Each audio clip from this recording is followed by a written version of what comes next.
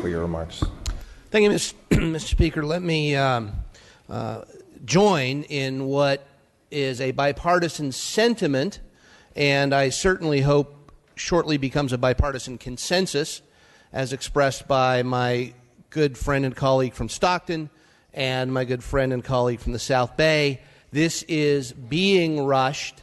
Those of us who are not able to get back home during the week are at a disadvantage, not once having an opportunity to sit down with someone from our district and hear on the ground in our districts what is going to happen to them if this policy, this monumental policy change is foisted on them. And I am struck by the notion that it's not just folks on this floor expressing this concern. With your permission to read, I'm going to read from a source I don't usually quote, and certainly without objection don't quote affirmatively. Thank you, Mr. Speaker. From this morning's Los Angeles Times editorial on this bill. Lawmakers are not doing their due diligence if they don't take the time to analyze the alternatives. That's what we're asking. That's what my friend from Stockton, my friend from the South Bay are asking. That's what the LA Times editorial is asking. And there's a reason the Times editorial is asking this, and we are as well. Again, to read from the editorial, lawmakers should not be so quick to settle for a compromise that doesn't address the very real concerns that a wage hike of unprecedented size across very different regional economies could have serious and counterproductive consequences. We're told not to worry about those serious and counterproductive consequences by folks supporting this bill. But it's not just the LA Times that worries about those serious and counterproductive consequences. We've heard as much from the Department of Finance itself, and that raises to me a very troubling point. There is, to my mind, a cynicism at the heart of this bill that should cause all of us to reject it. Again, permission to read, and this time from the Department of Finance's bill analysis. Without objection. For SB 3, the prior version of SB 3. This is a year old, only a year old. The Department of Finance specifically says, the net impact of an increased minimum wage on California's economy and state budget is likely to be negative. It would overall lead to slower employment growth. That would lead to slower personal income growth and an anticipated net negative impact on taxes collected. That's the Department of Finance telling you what's going to happen with the prior version of this bill, which had a smaller increase. Why support it now? And here's what troubles me and where the cynicism comes from. Oh, wait, we're told. If all of those negative impacts in fact happen, and we know they will, don't worry, we have a pause button there. So the 150 people that came to testify to the Appropriations Committee yesterday about all the great things that are going to happen in their lives if we merely take this small step, all of the people up in the gallery today and everybody watching out there, and seeing this as some great panacea, well, I got news for you. You're being played with, because there's a pause button. And the Department of Finance has said, when these negative things that we expect to have happen, you're not going to get what you're promised. Now, you may vote for people that support this in the short term, but we can stop it, says the Department of Finance. We can stop it, says the floor manager of the bill. Don't worry about those negative impacts. 30 seconds. And I think that is cynical and beneath this government to rush something through like this and then pull the rug out from underneath people. And the impact the impact is not just the $4 billion on the general fund. It's as high as $9 billion across all funds. And that's the impact on California as an employer. Magnify that by the hundreds of thousands of businesses across this state whose impact is going to be so much greater. And we needn't do it. We're seeing experiments around the state and around the country to see what is the real effect of a minimum wage increase. Please conclude, Mr. Wagner. I will conclude with this. We have several cities doing $15 an hour. Let's see how it works. We're twice the national average at $15. Let's see how that works before we rush into this. I urge a no vote on process and policy. Ms. Garcia, you are recognized. Good morning, members. Speaker, I rise in support of SB 3. I feel compelled to rise and discuss what it will mean to women. 64% of California's minimum wage workers are women, the majority of which are women of color. Increasingly, women are the economic backbone for families in our country. More than 40% of mothers are the sole primary breadwinners of their families, earning at least half of their family's income. An additional 22% are co-breadwinners, earning at least a quarter or more of their family's income. This wage increase will begin to ensure the economic security for California women and their families, and will make a stronger California. It will benefit all communities, including men, children, and families who count on this income to meet their basic needs and care for their families. It should be noted that this compromise also includes 3 days of much-needed pay sick for IHSS workers. This is an equity issue, as most IHSS workers are women. And this proposal brings these workers the same benefits provided to all other California workers. This measure will not fix all the barriers or problems our women and children face, or end poverty, but it is a good first step. But it is only a good first step if we shift our collective focus to other items like early childhood education and pay equity. The process that got us here today did not include many of us, and I wish it had. But I hope as we pass this, we commit to a process that will include all of us and will address additional issues like early childhood education, pay equity, SSI, access to high-quality education, and all the other important issues we are working to end poverty. I respectfully ask for your aye vote. Thank you, Ms. Garcia. Ms. Lopez, you are recognized. Thank you, Mr. Speaker. I wasn't planning to rise and speak about this issue, but now I feel like it's my duty to be the voice for the people that are asking and supporting SB 3. I feel like this is the right time right now. It's a lot of people waiting for this increment in the salary, and please don't underestimate it that community immigrants like myself, they don't speak perfect English, but let me share with you, I've been having more than 7 jobs with good salary. You know why? Because I'm hardworking, dedicated woman, and I'm compromised to do my best ability to provide the job, not only to clean the house, babysitting or everything. Now you can see me, I'm here, and I'm here proud to represent the people, the hard-working community that pay our jobs here, representing, doing what we're supposed to do here. So I'm being offended when my colleagues calling us immigrants with ignorance. I feel like really irrespectful, and please remember why we're here, to represent the people. They don't have a voice. So I totally support and urging all my colleagues to vote in favor of SB 3. Thank you. Thank you, Ms. Lopez. Mr. Bonta, you are recognized.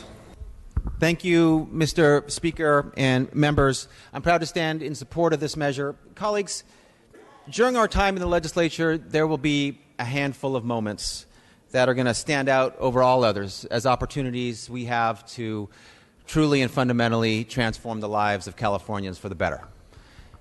Colleagues, this is one of them. With the long shadow of poverty and income inequality cast over our state, we have an opportunity today to make that shadow recede. Last year, we took a tremendous step together when we passed the historic earned income tax credit to support our working poor. And this year, we have an opportunity to build on that work by taking a monumental step forward to continue to support our working poor. And last session, we extended paid sick leave to most of California's workers who didn't have it. But despite best efforts and best intentions, we didn't reach them all. Today, we have a chance to make that right. So, colleagues, today I ask that you stand with and uplift our working poor, our working families, and our state. I respectfully ask for your aye vote on this measure. Thank you, Ms. Bonta. Mr. Bro, you are recognized. Thank you, Mr. Speaker. Like many, I've mentioned my grandmother, grew up with my grandmother. We didn't have any money, and I've worked many of these jobs. I worked in kitchens, I cleaned offices, and I worked on a construction site after college and after the military. And I find it ironic, 20 years ago, I actually made $15 an hour on a construction site while in college. So I sympathize with the goal of this, but I worry that as we move forward with this mandatory minimum wage increase, that opportunities like I had won't be available for people trying to work their way through college. It's been mentioned about the high cost of living in California, and it's due to items like this. It's just on top of many other regulatory schemes that result in the high cost of living in California. Minimum wage jobs should not be the goal here. We should have a path to have everybody become a millionaire. We should not have it be our goal that $15 an hour is the goal. We need to loosen up the regulatory environment, let people hire, and then we can work our way up, just as I did. And so I actually called some small businesses in my district this week while this was being talked about and it was heard it was coming to the floor.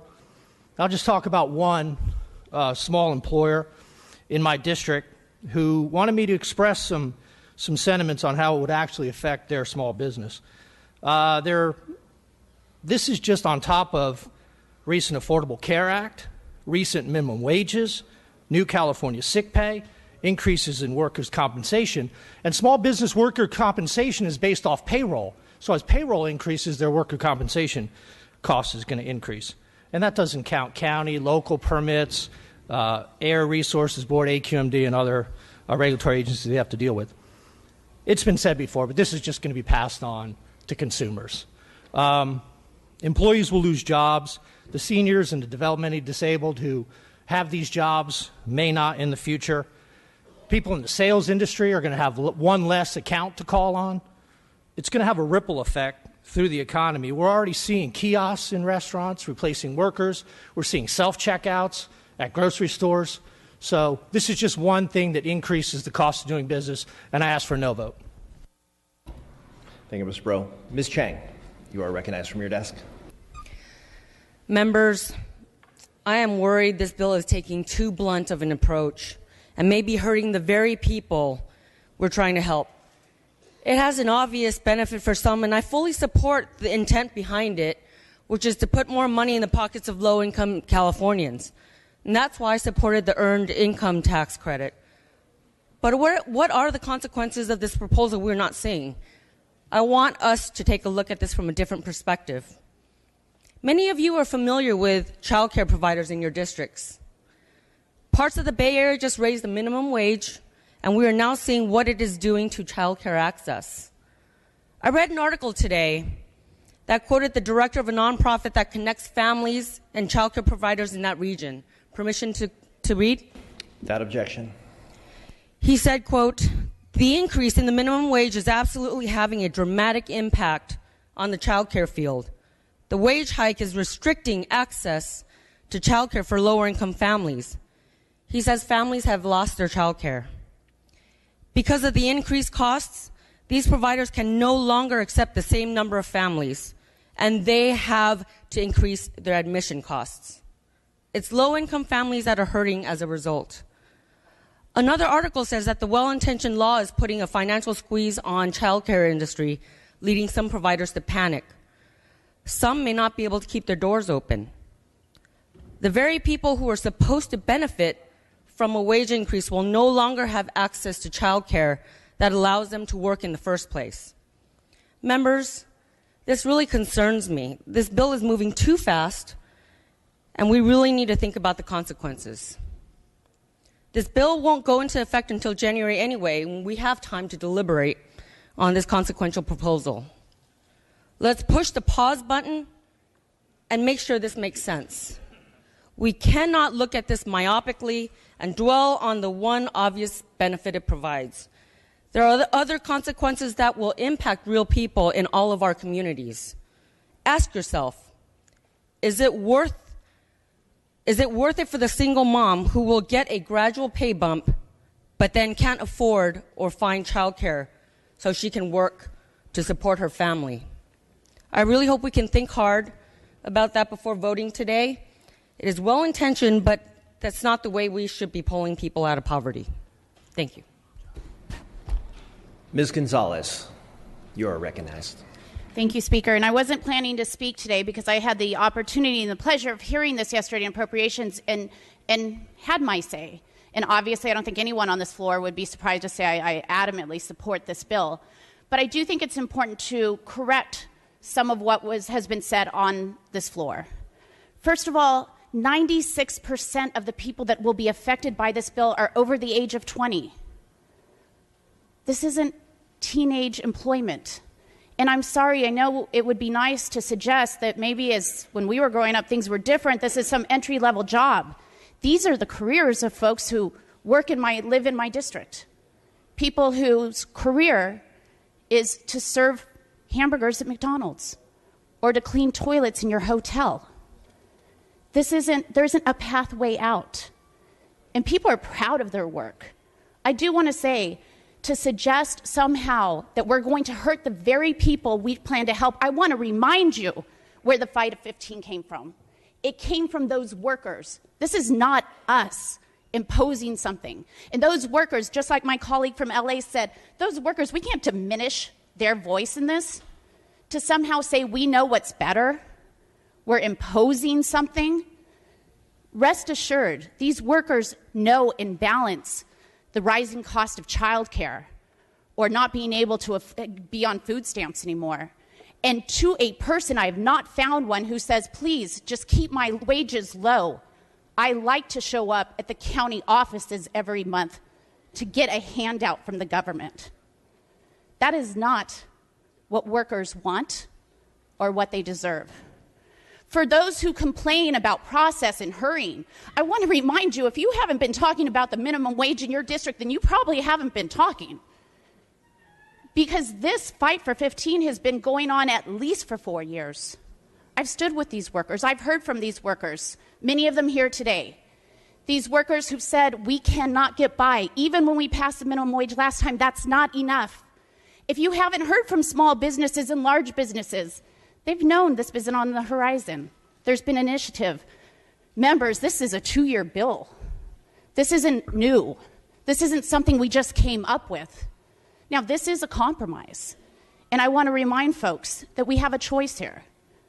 It was a deal at a table I didn't sit at. Well, you know what? A lot of the deals that are made in this building, I don't sit at the table. But I can still evaluate whether or not it's a good deal.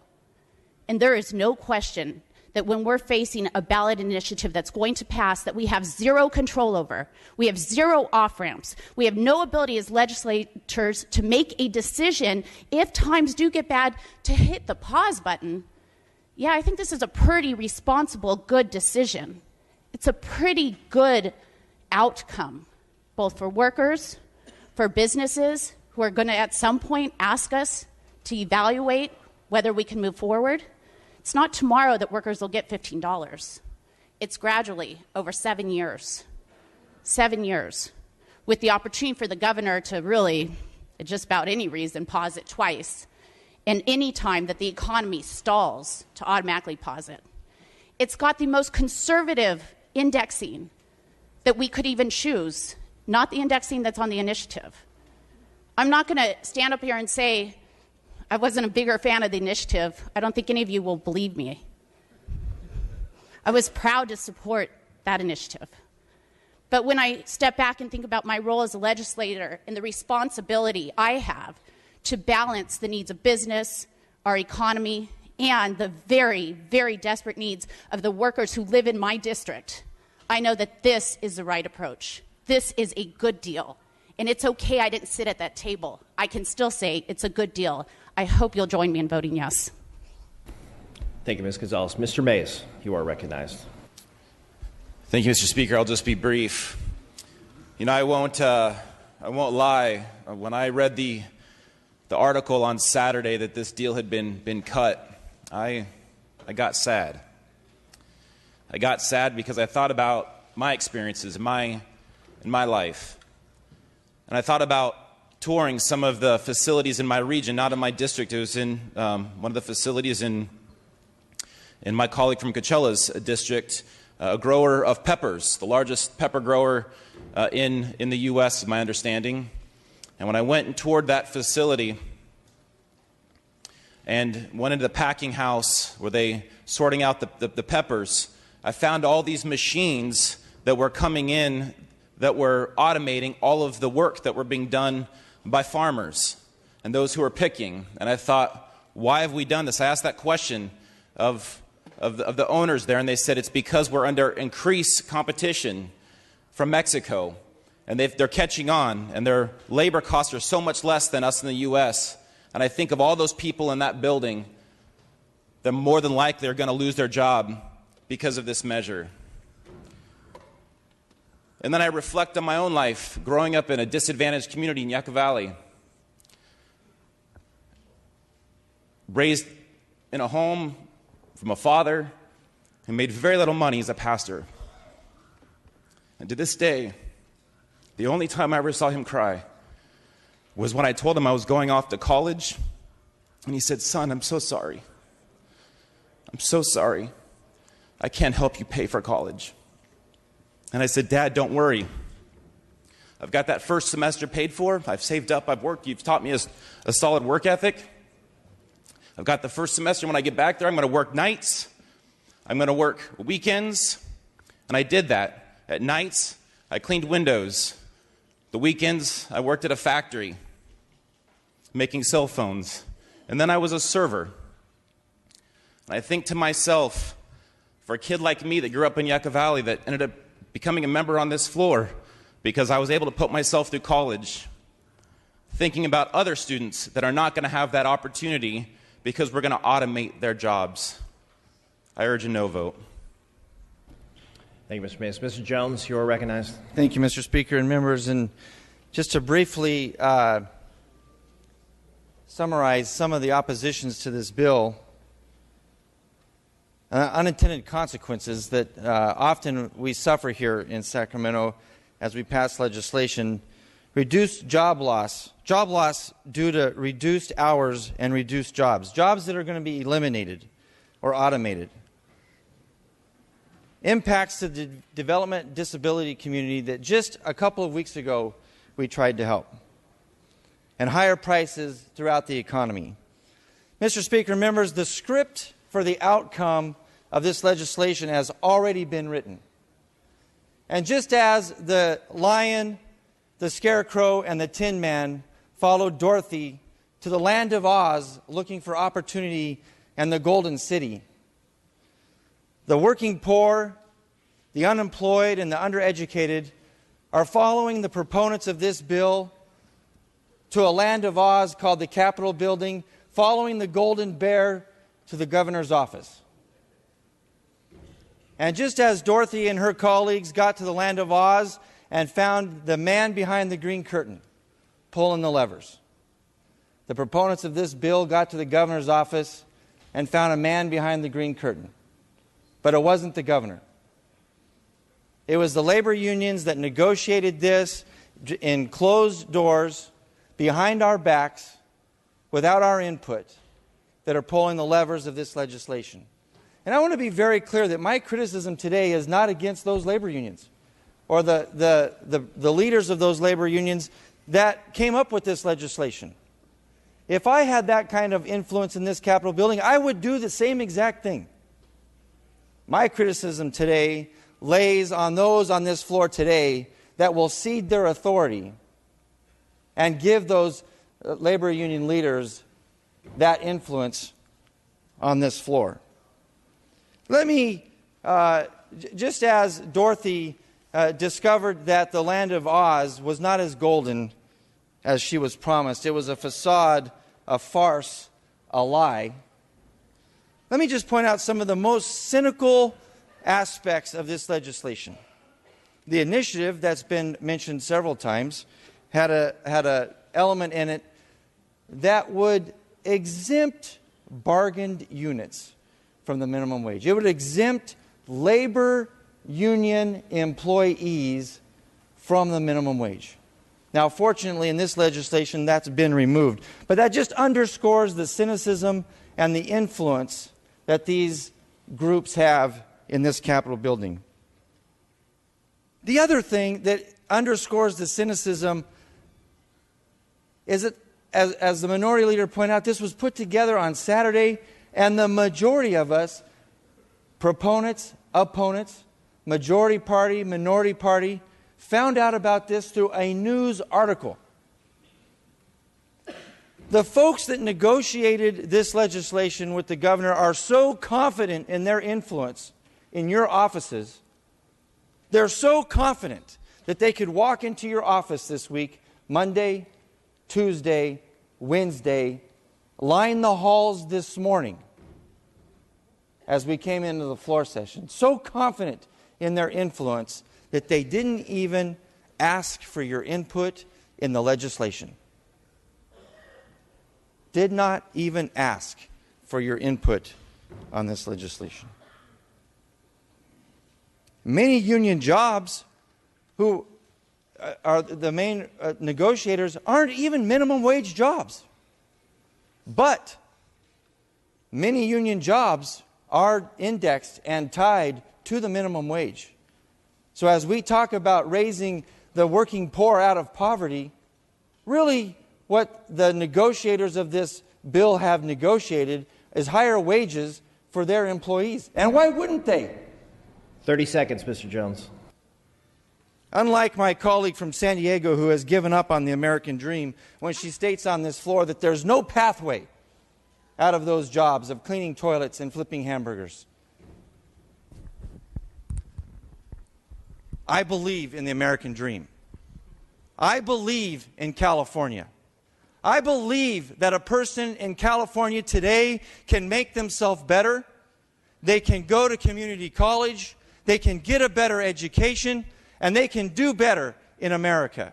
Because we have freedom, we have liberty, and we have economic opportunities in this country and in this state that are not available in the rest of the world. And that's why many of you have immigrated to this great country. That's why my family immigrated from Germany almost 100 years ago to pursue the American dream that is only possible when you make yourself better and do more and become greater. I ask for a no vote. Dr. Weber, you are recognized. Mr. Speaker and my colleagues, as most of you know, I have a plane to catch and had not planned to say anything. But I think this is an opportunity, a very unique moment for all of us. And, I'm a kid who was raised in the projects of Los Angeles. Father was a sharecropper in Hope, Arkansas, so I understand the Cesar Chavez issue. But I can remember my father getting minimal wages, and I can remember the nickel that he got per hour increase, and how wonderful that was when he came home to tell us as a family that we'd make a couple of dollars more a week to basically buy food and to make life comfortable. And I've listened to my colleagues who've talked about the great opportunities in California, and most of you know I believe in those great opportunities in California because I was the recipient of those great opportunities in California. And this is not about eliminating those opportunities. This is not about diminishing them. This is not about taking them away, because they also have to exist along with the fact that we have to have people who make a wage that can simply support their lifestyle, a lifestyle that is meager. I don't think any of us could live on $10 or $15 an hour. We complain about what we make now, and that in itself cannot support an adequate lifestyle for our families and our children to have health care and have opportunities that are there if you didn't have some other job on the side. But we're not talking about, and we talk about this minimum wage as if it is the beginning of a great future. in California. And for a few of us, it was. But for a vast majority of people who live, work, and die in minimum wage, this is it. This is what they're going to make to support themselves and their families. And many of you have talked about your parents who didn't get an opportunity to move up that ladder because of life circumstances. And we talk about the vast majority of people who now live in minimum wage poverty. And we've given great lip service on this floor about poverty, that California has one of the largest poverty rates in the nation, and on and on and on. But that means nothing to the average person who's working every day if we're not willing to take the opportunity to change the direction of those individuals by simply giving them a higher wage. Yes, there will be automation, but before we even passed the $10 wage, there was automation. Most of us saw that everywhere. So this is not a direct effect upon automation. We've seen that. My father saw in Los Angeles the movement of all of the industries out of California in terms of the rubber industry and the steel industry and all those things. He retired a month before they shut down his factory in Los Angeles. He saw that before there was an increase in minimum wage, because that's the nature of the business that we're seeing in the world. And so to basically tie this somehow or another, that we're going to basically have our businesses leave, many of them have left. That we're going to see automation, that is already here. We see that every time we go into the store and we're asked to scan our own food, bag our own groceries, and even bring our own bags now. So all of that has occurred. So let's not believe that this is going to have some dramatic impact on California. And we're going to see this change. We have already seen it. It is here. It stares us in the face. But we also see, and I see every day, people who live and work and will die in minimum wage, who have not had the opportunity to do the things that we talk about in California, who don't have an educational system that supports them. And this is by no means saying we should not improve that, because most of you know my passion about that. But I'm also realistic enough to understand that I have nieces and nephews who have minimum wage, who cannot afford to basically pay rent, who cannot afford to talk about owning an automobile to get to and from work in a city like Los Angeles, where the public transit system is not basically functional for individual who has to go to work. And so we've seen these things. I see it every day in the schools of the children. I have children in my school who are homeless, whose parents work. And they're homeless because they don't make enough money to afford the rent that they need, who are hungry, who are standing in food lines because they need that extra food to make the ends meet. We now see that in our campuses with our students who we have food insecurities. 30 seconds. And all those things that are there. So let me just simply say, this is a unique opportunity for us to address a piece of the problem of poverty. It is not the total answer. We still have much work to do, but we would be irresponsible if we didn't take advantage of this opportunity with all of the ins and outs that are there and the opportunities that are available to make this a reasonable, fiscally responsible decision about how we move forward in this state over the next 6 to 7 years to arrive at $15. So I respectfully ask for your aye vote.